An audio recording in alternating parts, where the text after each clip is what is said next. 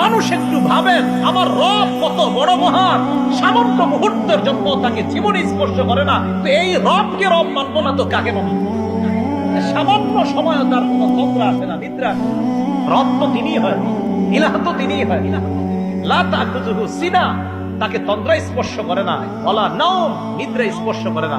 ইবনে মাজাহ কিতাবের নাম, হাদিসের কিতাব, 196 নম্বর হাদিসে আল্লাহ রাসূল বলেন, ক্বালা রাসূলুল্লাহ সাল্লাল্লাহু আলাইহি ওয়াসাল্লাম, আল্লাহ নবী বলেন, ইন্নাল্লাহা লা ইয়ানাম, নিশ্চয়ই আল্লাহ ঘুমান না, ওয়ালা ইয়ামবাগি লাহু আইয়ানাম, তার জন্য ঘুমানোর শোভাও পায় না। নবীজি বলেন আল্লাহ ঘুমান না, আল্লাহর জন্য ঘুমানোর শোভা পায় না। আল্লাহ যদি ঘুমায়, আসমান জমিনের নিয়ম শৃঙ্খলা সব শেষ, কোন নিয়ম থাকবে না। আল্লাহ যদি ঘুমায়, তো নবীজি বলেন নিশ্চয় আল্লাহ ঘুমান না। আল্লাহর ঘুম এটা আল্লাহর শানের খেলাফ, আল্লাহ ঘুমাতে পারে না। নবীজি বলেন আল্লাহ ঘুমান না, ঘুমানো আল্লাহর ক্ষেত্রে যায় না, এটা আল্লাহর শান না। আল্লাহ সব সময় জাগ্রত, আল্লাহ চিরস্থায়ী। এই জন্য আসমান জমিন ওই অবস্থা আছে যে অবস্থা আল্লাহ রাখতে চান।